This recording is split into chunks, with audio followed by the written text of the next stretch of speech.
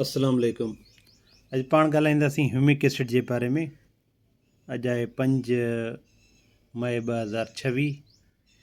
उमेद आहे वीडियो तव्हांखे पसंदि ईंदी। वीडियो पसंदि अचे लाइक एंड शेयर ज़रूरु कजो। हाणे सभिनी खां पहिरियां असांखे ॻाल्हि हिकिड़ी सम्झण जी ज़रूरत आहे त ह्यूमिक एसिड आहे छा। यादि रखो, ह्यूमिक एसिड असांजे फर्टिलाइज़र जो दोस्त आहे, पर असांजे फर्टिलाइज़र जो मुतबादिल कोन्हे को। ह्यूमिक एसिड असांजे फास्फोरस जो मुतबादिल कोन्हे, पोटाश जो, सल्फर जो, ज़िंक जो, यूरिया जो, इन्हनि शयुनि जो मुतबादिल कोन्हे को, पर इन्हनि जो दोस्त आहे, इन्हनि जे असर खे वधाईंदो आहे। सॉरी। हाणे असल में छा आहे त ह्यूमिक एसिड में कहिड़ियूं शयूं हूंदियूं आहिनि। इन में कार्बन हूंदो आहे, ऑक्सीजन हूंदो आहे, हाइड्रोजन हूंदो आहे, नाइट्रोजन, सल्फर। इहो हिकिड़ो प्योर जेको आहे केमिकल कंपोज़िशन न आहे। ठीकु आहे। हीअ आहे complex mixture of organic matter, माना हिकिड़ो मिक्सचर आहे जंहिंमें ऑर्गेनिक मैटर आहिनि। हाणे ह्यूमिक एसिड जे लाइ त असां मतिलबु वठणु लॻी पई आहे कंपनियुनि जी मशहूरनि जे लाइ ऐं मतिलबु उन्हनि जी प्रोडक्ट सेल कराइण जे लाइ। पर कुझु ॻाल्हियूं अहम आहिनि जेके पंहिंजे लाइ तमामु ज़रूरी सम्झण जे लाइ ज़रूरी आहिनि। ह्यूमिक एसिड त असांजे कंहिं कम जो कोन्हे जॾहिं असांजे ज़मीन में ऑर्गेनिक मैटर तमामु वधीक हुजे, जॾहिं असांजे ज़मीन जी मतिलबु प्रॉपर एनालिसिस न हुजे, ज़मीन असांजी मतिलबु कलराठी हुजे, हद खां वधीक कलराठी हुजे, तॾहिं असांजो ह्यूमिक एसिड कंहिं कम जो कोन्हे को। तमामु ख़ुश्क ज़मीन हुजे या तमामु घणो पाणी बीहंदो हुजे, उन जे लाइ ज़मीन जे लाइ मतिलबु असांजो ह्यूमिक एसिड कम जो कोन्हे को। ग़लति टाइम ऐं ग़लति डोज़ ॾियण सां ह्यूमिक एसिड जा के बि फ़ाइदा कोन आहिनि। गैर मयारी प्रोडक्ट अॼुकल्ह तव्हां ॾिसो पिया त मार्केट में केतिरो इन्हनि शयुनि जो मतिलबु असां वटि हलचल लॻी पई आहे, जंहिंखे जितां जेका पैकिंग अचे थी उहो पैकिंग करे मतिलबु पंहिंजो प्रोडक्ट हलाइण में पूरा आहिनि। ह्यूमिक एसिड जा फ़ाइदा तॾहिं आहिनि जॾहिं शुरूआति में तव्हां जेको आहे पंहिंजी ॿनी ते महिनत कयो, प्रॉपर एनालिसिस करायो, प्रॉपर तरीक़े सां तव्हांखे ख़बर हुजे त ऑर्गेनिक मैटर आहे या कोन्हे को, ज़मीन जी pH केतिरी आहे, EC केतिरी आहे, असांजी कलराठी ज़मीन आहे, असांजी वारियासी ज़मीन आहे, पाणी बीहे थो ज़मीन में या सफ़ा पाणी खणी थी वञे। इहे सभु शयूं मैटर कनि थियूं।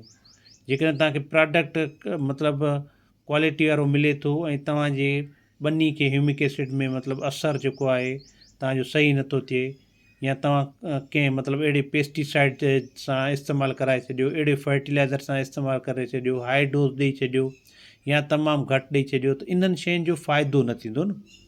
ठीकु आहे। ह्यूमिक एसिड जा फ़ाइदा कहिड़ा आहिनि? तमामु घणा फ़ाइदा आहिनि। ज़मीन ऐं ॿूटे खे एक्टिव कंदो आहे। ठीकु आहे। उन खां अलावा जेको भाण ॾींदो आहे उनजे असर खे वधाए छॾींदो आहे, ज़मीन खे नरम कंदो आहे। हार्डपन जेको मुसलसल ज़मीन ते पाणी या मुसलसल सां जेको आहे ज़मीन ते मतिलबु हर वग़ैरह न लॻाईंदा आहियूं।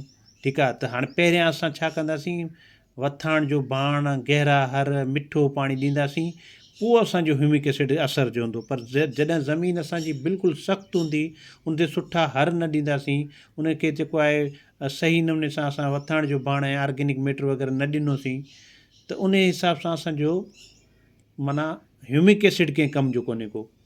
पाण कोशिशि कंदासीं, मिसाल जॾहिं बि पाण को फ़सुलु पोखियूं था, उन खां घटि में घटि 2 महीना पहिरियां पाण वथाण जो भाण बिल्कुलु जेको सड़ियलु हुजे, ॻरियलु हुजे, पुराणो भाण पाण ॾियूं, साल खनि पुराणो हुजे, 2 साल खनि पुराणो हुजे। उन भाण ॾियण खां पोइ, उन जी लेवल करण खां पोइ, उनखे हर ॾियण खां पोइ घटि में घटि ज़मीन खे 2 पाणी अचनि ऐं घटि में घटि ज़मीन खे 2 वरी ख़ुश्की जा हर अचनि, तॾहिं असांजे माना उहो फार्म यार्ड मैन्यूअर बि कम जो आहे। तॾहिं असांजो जेको आहे वरी ॿियो को फर्टिलाइज़र या ह्यूमिक एसिड या सल्फर या ज़िंक जेके ॾियूं था, उहे शयूं कम जूं आहिनि। रूट जी ग्रोथ खे मतिलबु जेका पाड़ आहे असांजे ॿूटे जी, उनजी ग्रोथ खे वधाईंदो आहे, उनखे मज़बूत कंदो आहे, स्ट्रेस खां बचाईंदो आहे। स्ट्रेस जो मतिलबु इहो आहे त या असांजी तमामु घणी गर्मी आहे या तमामु घणो सीउ आहे। इन्हनि जे हवाले सां असांजे माना ॿनी में बि एक्टिवेशन कुझु कंदो आहे ऐं असांजे ॿूटे ते बि जेको स्प्रे वग़ैरह कंदासीं या जेकॾहिं असां दाणेदार वग़ैरह ॾींदासीं त उन जो बि बचाव हूंदो। घटि पाणी आहे, ठीकु आहे, उन जे बि स्ट्रेस खे घटि कंदो आहे। या घटि पाणी जो मतिलबु इहो आहे त ड्राउट कंडीशन जेका आहे ख़ुश्क साली वारी कंडीशन हुजे, या जेकॾहिं असांजी ॿनी में सेलिनिटी वारी ॿनी आहे, घटि कलराटी ॿनी आहे, त उन ते बि असां ह्यूमिक एसिड इस्तेमालु कराए सघूं था।